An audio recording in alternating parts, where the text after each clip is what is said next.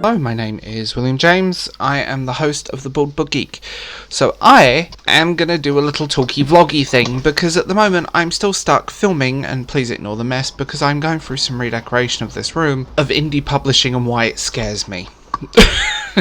Let's talk about it. Why indie publishing scares me. So, as someone who is a writer, or trying to be a writer, you've probably witnessed that on this channel a few times, is that I'm tech savvy in many ways and completely clueless in others, and formatting text is something that I hate, especially when it's like my chapter headings and all of that stuff gets moved around in the process.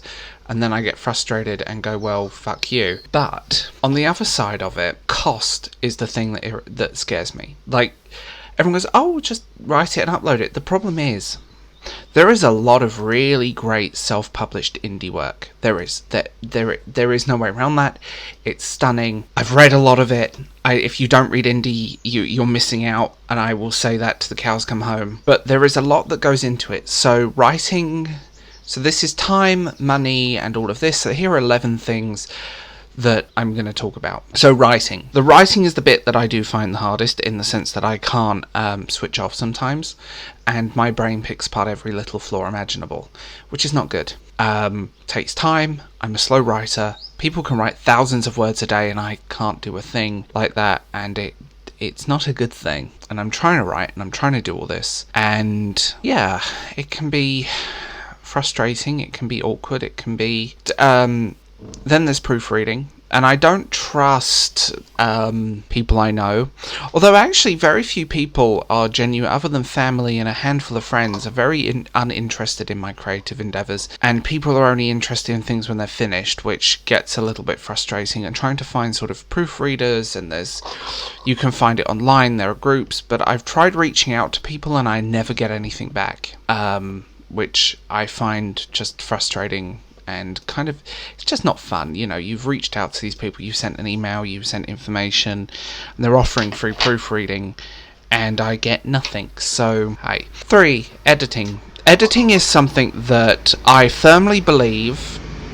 no matter who you are as a writer, you need someone in there to tell you this is crap, because my own ego runs away with me.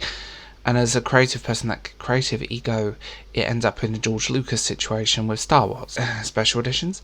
Sometimes you need someone to just go through it all. And even from sort of story structure to sentence structure to chapters to people to places to grammar and spelling. Because things do slip through. No matter how good you are, if you use Grammarly, there is always something that goes through. Now, also on this list is illustrations. Now, I can do that myself.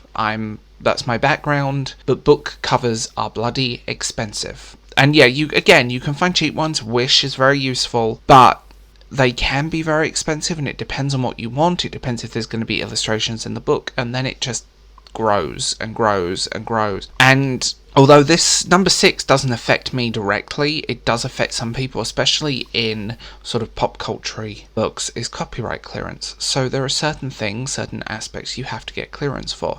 There aren't many, but that can be time consuming, expensive, depending on where you live, and depending on the laws of the country, because some people's copyright laws in different countries are different to the West. English copyright laws are slightly different to America, and then they're very different to Sweden's, and then they're very different to Greece and Japan's, and there's no such thing as fair use in Japan, for example. Copyright laws are a minefield, and it can be a pain to get involved. Number 7 is ISBN. Your ISBN number is extremely important.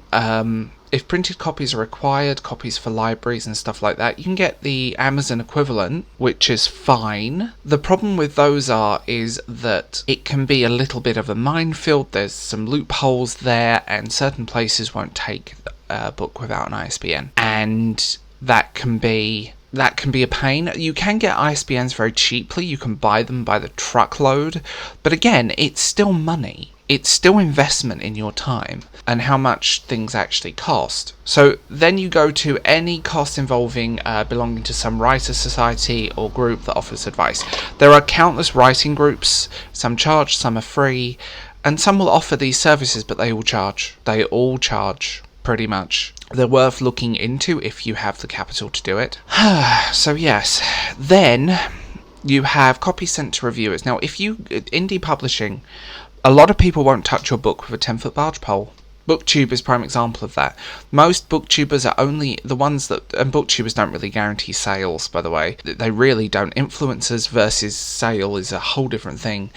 Most won't even bother to take your book, or you'll get ignored because it's indie publishing. But then you'll end up with people... But then the people that take it, you've still got to send a copy to these people, and that can be money. That can be a lot of money. So that can be a pain. And depending on where they are in the world, like sending stuff, a lot of reviewers won't take e-copies. You can email someone a free e-copy, but they won't. They're more interested in a written book, or they don't, and it's just ridiculous. Like, if you're, and also being indie published, the chances of people saying yes to this are just non-existent. So 10 is materials, programs, equipment bought specifically for the writing process, publishing, including books, videos for tuition.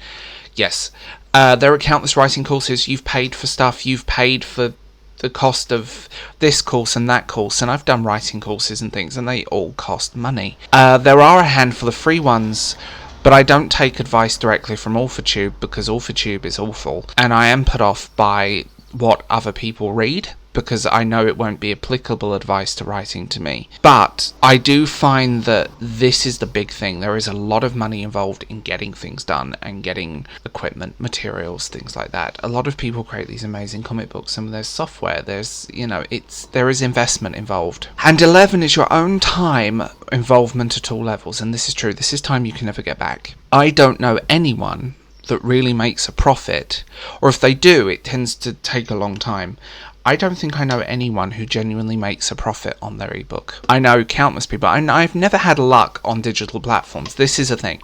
I've genuinely never had luck on a digital platform when it comes to creation of stuff. Be it YouTube, be it DeviantArt, be it Flickr, be it my photography, be it artwork, be it offering myself. I've never had that lightning strike, and I feel like I know for a fact if I put a book out, no one's going to buy it. It's the nature of the beast, and if I've invested all this money into a project, I want my money back at least.